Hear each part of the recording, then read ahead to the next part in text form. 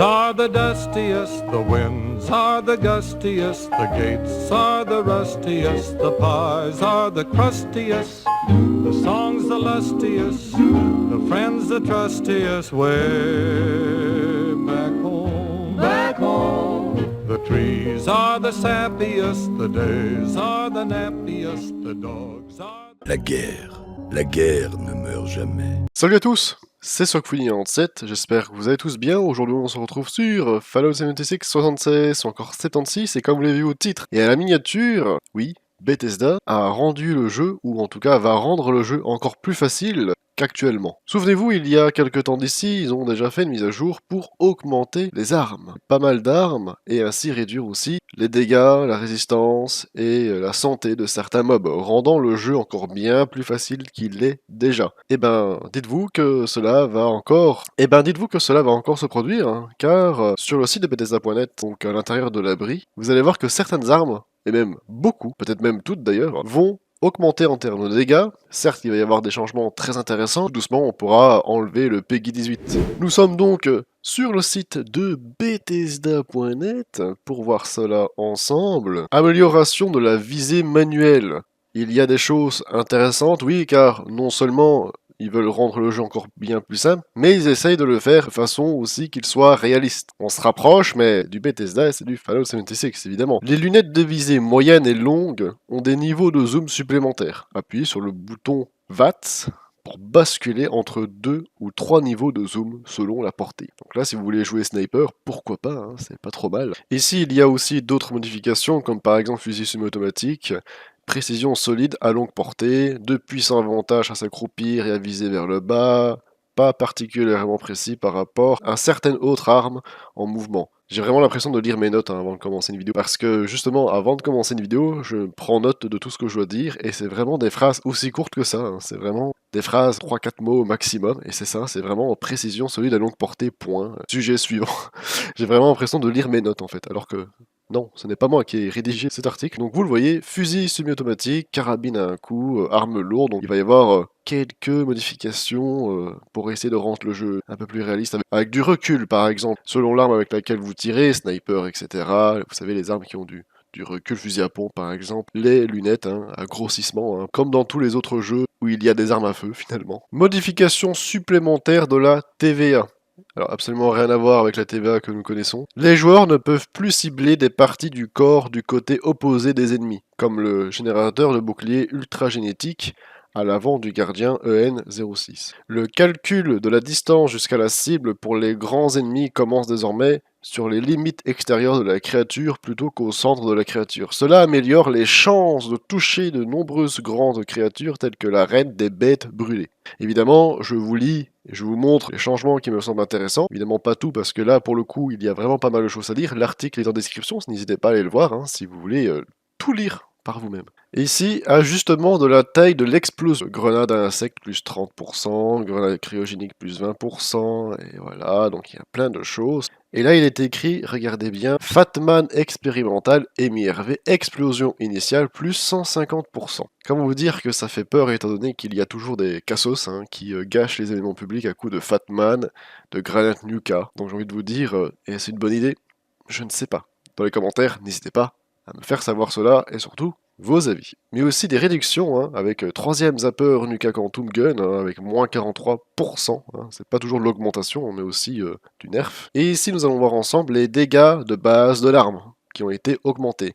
Des armes qui, vous allez voir, vont augmenter, et pour certaines diminuer. Et certaines armes vont être augmentées, alors qu'elles ont déjà été augmentées la fois d'avant. Nous avons un exemple ici avec la mitrailleuse calibre 50 qui passe de 43 dégâts à 42 dégâts. Je sais pas si ça valait vraiment le coup d'enlever un dégât, parce que là c'est ridicule. Par contre, le revolver 44, 132 à 161, là c'est cohérent. Et donc comme vous le voyez, la liste est assez longue, il y a pas mal d'armes. Dégâts augmentent, certaines comme je le disais, diminue aussi. On remarque que les pistolets à poudre noire passent de 347 à 751, et pareillement pour le fusil poudre noire, donc le poudre à canon, 347 à 751. Vous remarquerez qu'il fait les mêmes dégâts qu'un pistolet, ça aussi c'est assez étrange. Et là vous avez également quelques-unes des armes de corps à corps qui augmentent en termes de dégâts, comme la tronçonneuse qui passe de 16 à 28. Par contre, regardez la grenade cryo qui passe de 50 dégâts cryogéniques à 396 dégâts cryogéniques. Et là vous le voyez, le Fatman, hein, je vous parle pas d'un homme gras, 5 impacts, 455 explosions. Et ici, c'est 5 impacts pour 1386 explosions. Je ne sais pas si Bethesda réalise ou peut-être qu'ils jouent à leur jeu ou ont déjà participé à des événements publics sur PlayStation, mais je peux vous assurer que c'est une mauvaise idée de mettre ça, parce qu'il y a encore, comme je le disais, des joueurs toxiques, pour ne pas dire autre chose. Grosse déception, la mitrailleuse légère qui passe de 42 dégâts à 47. Ça fait mal au cœur pour l'une de mes armes favorites du jeu. Et ici, nous voyons le minigun qui passe de 24 de dégâts à 25 de dégâts. Grosse amélioration, évidemment. On constate encore, comme pour la mitrailleuse calibre 50, moins 1 dégât. Là, c'est plus 1 dégât. Écoutez, n'hésitez pas à prendre des vidéos de avant après pour comparer si c'est réellement intéressant ou non. Par contre, regardez ça, le dragon qui passe de 541 dégâts de base à 1145 dégâts. Ça, c'est beaucoup. Et ça va picoter. Par contre, le Tomahawk, je sais pas pourquoi, peut-être qu'ils veulent qu'on l'utilise, il n'y a pas assez de statistiques sur le Tomahawk, qui passe de 100 dégâts à 506 de dégâts. À tout moment, il y a moyen de one-shot des super mutants, des sulfurés avec. Je vous le dis les gars, en mode lancer de Tomahawk, il y a moyen d'éliminer des mobs avec maintenant. Les dégâts du minigun Go sont augmentés lorsqu'il est tiré pendant de longues périodes avec un maximum de plus 60% de dégâts supplémentaires. Maintenant, ajustement du poids des objets tournés. La grenade de balle de baseball de 1 kg à 0,6, vous le voyez, certaines choses diminuent comme certaines choses augmentent, et là on voit plus de l'augmentation de poids que de la diminution. Ici, dégâts infligés par l'arme. Remarque, les dégâts de frappe s'échelonnent désormais avec le niveau de l'arme, dont les valeurs ci-dessous correspondent au niveau maximum de l'arme. Les niveaux inférieurs sont échelonnés proportionnellement. Donc si j'ai bien compris, n'hésitez pas dans les commentaires à me corriger si je me suis trompé. Là on parle de coup de crosse, donc là ils ont augmenté les dégâts de coup de crosse. La mitrailleuse calibre 50, elle passe de 15 de dégâts coup de crosse à 107. Mais avec 107 de dégâts, il y a moyen de tuer des trucs avec. Après c'est normal, un coup de crosse d'un truc qui fait 10 kg, on peut le sentir. Le canon de bordée, 15 de dégâts coup de crosse à 98 de dégâts. Et ici, lance-missile et Storm, 15 de dégâts à 101. Ça correspond, parce que des armes aussi lourdes, forcément, vous tapez quelqu'un avec, je pense que ça ne va pas non plus lui faire un massage crânien, mais plutôt une fracture crânienne. Gros homme, le Fatman, donc du coup, voilà. Bien traduit cette fois-ci. Fatman, pour ceux qui l'auraient pas compris. 15 de dégâts, coup de crosse, à 122, forcément, ça pique. Pourquoi pas. N'hésitez pas dans le commentaire à me dire si vous jouez quelquefois en coup de crosse. Pourquoi pas un build aussi, bientôt. La gamme d'armes, cette fois-ci on parle de portée, et cette fois-ci j'en suis sûr, parce qu'ils en parlent juste là. Donc, le revolver 44 à 106 de portée, 103 pour la mitrailleuse calibre 50, 95 pour le 10 mm SMG, donc ça c'est la mitraillette. Désintégrateurs extraterrestres 149, donc là la portée est augmentée ou diminuée parce qu'il n'y a pas le résultat de base, à savoir la portée actuelle. Et là, c'est bel et bien la nouvelle portée, donc je ne connais pas toutes les armes par cœur du jeu, ni les statistiques par cœur. Je ne sais pas vous dire si c'est énorme ou non. Auparavant, nous avions modifié la plupart des armes pour qu'elles atteignent 50% de dégâts à leur portée maximale, ce qui n'a pas changé. Le changement mentionné ci-dessous ne s'applique que lorsque les armes dépassent leur portée maximale. Multiplicateur d'attaque furtif d'armes, Alien Blaster de 2,25 à 2,50. Ah, ça c'est pas mal ça. Ok, donc il y a pas mal d'augmentation, on passe de 2 à 4, des fois c'est doublé. Un démonte-pneu, donc je ne sais pas si certains d'entre vous jouent avec cette arme. Personnellement, non. Pourquoi pas. Multiplicateur d'attaque critique d'armes. Ok. Alien Blaster. Augmente pas mal. Ici, c'est barré pour la hache automatique. Ah ouais, 24-32. Ou le gantelet de griffe de mort, là, le gantelet d'écorcheur 2 à 4. Pas trop mal, Et il y a pas mal d'armes qui vont être vraiment, je pense, cheatées. La méta va peut-être tourner. Mais le jeu va être encore un peu plus facile qu'actuellement. Modification de mode d'arme, ici on peut le lire, augmentation du cône de feu maximum, réduction du cône de feu maximum, je sais pas vraiment de quoi il parle, moins 10% de coût en PA, ok ça je comprends quand même. Récepteurs principaux, les récepteurs Prime ont été modifiés pour être beaucoup plus puissants mais globalement plus coûteux à utiliser, non seulement les joueurs devront rechercher plus activement les munitions Ultra Side, voir la section changement de munitions ci-dessous, mais les principaux changements pour les récepteurs Prime sont les suivants, plus 100% de dégâts supplémentaires au lieu de 25%. Ok.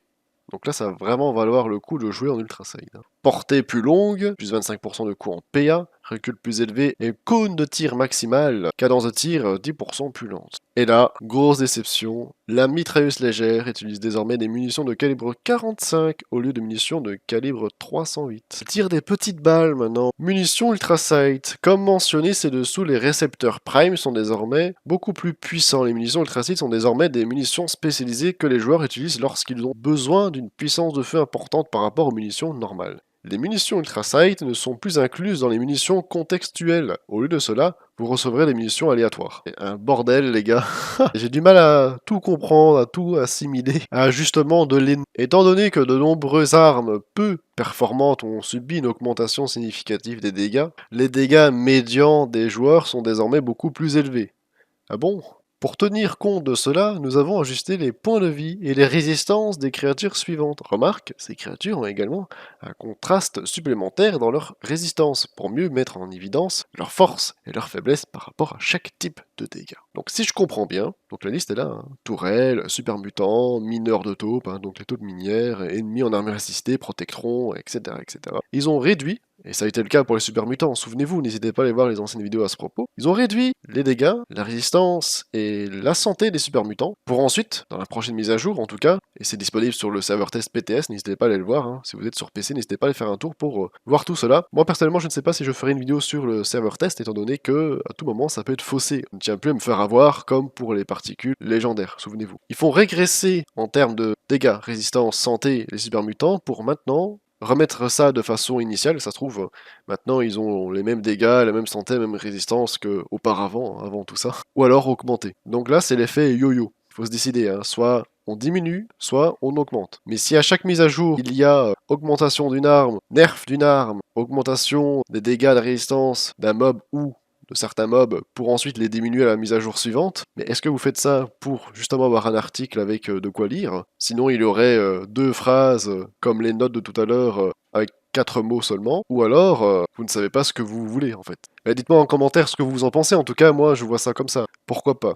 Après il y en a qui défendent le jeu bec et ongles. Divers changements d'ennemis, évidemment, là on parle de cohérence. Les lasers libérateurs infligent désormais des dégâts d'énergie au lieu de dégâts physiques. Ici, regardez, un nerf des griffes morts, donc des écorcheurs. Hein. Quelques attaques de griffes morts qui infligeaient 200% de dégâts infligent désormais 150% de dégâts. Mais ils augmentent, regardez, sa vitesse de déplacement. Puis le comportement aussi, plus agressif. Ici, il parle que les armes artilleurs vont être modifiées. Les avantages de l'artilleur loup sont remplacés par des avantages qui se concentrent sur la dépense de munitions pour obtenir des bonus, ainsi qu'un avantage très demandé pour réduire le temps de rotation des armes. Les avantages de mêlée s'éloignent des désignations à une main et à deux mains et se penchent plutôt sur des propriétés plus générales des armes de mêlée telles que les attaques de saignement et de puissance. En fait, il faudrait faire tout ça en une seule mise à jour et pas essayer de répartir pour faire genre qu'il y a du contenu, parce que pour faire des vidéos build, c'est compliqué. Si par exemple je faisais une vidéo build arme lourde ou corps à corps aujourd'hui, et ben dans quelques mois, en tout cas pour la prochaine saison, ce build est obsolète puisque les cartes ont été modifiées. Les avantages de l'arc, oui parce que je ne sais pas si vous le saviez, mais il y a des cartes pour l'arc et l'arbalète. Les avantages de l'arc bénéficieront des armes de mêlée lancées ainsi que des armes à l'arc avec de nouvelles façons d'éliminer des groupes d'ennemis. Il parle des Tomahawks par exemple. Donc là je peux vous faire une vidéo après cette mise à jour sur un build de Tomahawk. On se la joue en mode Call of Duty, caillou et bâton pour ceux qui auraient la ref. Nous normalisons également les avantages et les modes qui permettent de ressusciter automatiquement. Les avantages avec ces effets évitent désormais de passer à l'état à terre, ont 100% de chance de se produire, ont un temps de recharge et nécessitent l'utilisation d'un objet de soin tel qu'un Stimpack. De plus, tous les objets qui appliquent des buffs aux autres joueurs que vous réanimez s'appliqueront à vous-même lors de votre auto-réanimation. L'ordre dans lequel ces effets peuvent se produire est fixe. Bannière scout, avantage EMT, modes de sauvetage, avantage de redémarrage de l'armure assistée. Carte légendaire, hein, souvenez-vous. Modification de la carte d'avantage, ça y est. Rang 1, plus 10% de dégâts de mêlée contre les extropiés. Il faut nous foutre la paix avec les extropiés, les gars. Je ne sais pas ce que vous avez Bethesda avec extropier ceci, extropier cela. Dans les défis, vous en mettez partout. C'est quoi votre problème? Vous êtes fétichiste de casser les jambes au ghoul? Donc 10% de dégâts de mêlée contre les extropiés, 20% de dégâts de mêlée contre les extropiés, 30% de dégâts de mêlée contre les extropiés. C'est quoi le but en fait? C'est de rendre handicapé tout le monde? Dans les commentaires, dites-moi vraiment si un jour il va y avoir un build extropiage. Extropiage, je ne sais pas si ça se prononce ce mot, si ce mot existe. Mais va-t-il y avoir un build extropié? Genre, ce serait le build méta. Je sais pas ce qu'ils ont avec extropié, mais ils font une fixette depuis quelques temps sur ce mot. Voilà, maintenant il y a même ça dans les cartes. Rang 1. Les armes de mêlée contendantes infligent 100% de dégâts aux membres. Et donc là, évidemment, ça parle des cartes, vous savez, batte de baseball à une main, gladiateur à deux mains. Alors, ici, nouveau nom, Heavy Hitter. Alors attention à ne pas remplacer le T par un L parce que les lapsus, ça peut arriver. Coup en point 3, rang 1. Les armes de mêlée contendantes infligent 50% de dégâts d'attaque puissants. Et ça, regardez ici, par exemple. Rang 1, plus 10% de dégâts contre les ennemis qui saignent. Est-ce qu'il va y avoir la possibilité de faire saigner l'ennemi avant de le tuer? C'est comme extropier. D'ailleurs, dans les commentaires, répondez-moi, est-ce qu'il est possible d'extropier un boss? Alors là, pourquoi pas? Mais est-ce que vous aurez le temps d'extropier un super mutant avant de le tuer? Pas sûr. Parce que personnellement, quand il y a le défi extropier des super mutants, extropier le bras d'un super mutant, la jambe d'un super mutant, et ben en fait j'ai le temps de tirer, allez, 2 balles pour extropier la jambe du super mutant avant de le tuer. Et c'est souvent la dernière balle, non seulement tue le super mutant, mais qui fait aussi qu'il soit extropié et que ça compte dans le défi. Je ne sais pas si on va vraiment arriver à faire des dégâts de saignement et donc appliquer l'effet, comme pour l'extropiage, avant de tuer la cible, parce que si on arrive à extropier l'ennemi ou le faire saigner alors qu'en fait il reste vraiment un poil de fesses en termes de vie, ça ne sert à rien. Expert gladiateur. Nouveau nom, hachoir à viande. En point 2. Rang 1. Les armes de mêlée à lame gagnent plus 20% de vitesse de rotation. Maître gladiateur qui devient Bloodluster, ok. Rang 1, vos effets de saignement infligent 35% de dégâts en plus et coûtent 25% de durée en moins. Artilleur lourd, expert, les armes tournent plus vite. Donc ça veut dire que mon minigun il tourne plus vite. Ça peut paraître con, mais quand j'ai lu les armes tournent plus vite, j'ai pensé au Shredder, minigun broyeur. Alors là, en effet, il y a moyen de des sauvageries avec, si en effet il tourne plus vite. Maître artilleur lourd, rang 1, votre limite de cumul de belettes de Storm est doublée. Mode légendaire, les chances de réanimation automatique passent de 50% à 100% et le temps de recharge de 5 minutes est réduit à 1 minute par pièce supplémentaire. Donc Steam Pack Auto, c'est ça? Établi, les catégories ont été renommées pour un meilleur tri. Oh, pas mal. Les arcs retirés de la catégorie canon ménager, groupés avec les armes de jet, sont dans une nouvelle catégorie nommée à distance survie. Consommable, il y a juste une phrase. Durée du thé à la rose cendrée infusée portée à 1 heure. Donc voilà pour la lecture de cet article. Il est en description, n'hésitez pas à aller voir par vous-même, parce que moi personnellement je vous ai montré ce qui me semblait intéressant à vous montrer, vous n'hésitez pas, et n'hésitez pas dans les commentaires aussi à me dire ce que j'ai loupé d'intéressant et que j'aurais pu citer dans la vidéo. C'est donc la fin de cette vidéo, j'espère que celle-ci vous aura plu. Dans les commentaires, n'hésitez pas, comme j'ai déjà dit au moins 10 fois, à donner votre avis, je suis curieux de vous lire, n'hésitez pas à me dire si le jeu pour vous devient de plus en plus facile ou non, et si celui-ci est en train de mourir ou non. Dans la description, en plus de l'article, vous retrouverez ma chaîne Twitch, ma chaîne secondaire et ma chaîne Kik. Il y a aussi le serveur Discord, la brillante 7. Abonnez-vous à ma chaîne YouTube si cela n'est toujours pas fait, et comme d'habitude, il ne me reste plus qu'à vous dire bye tout le monde.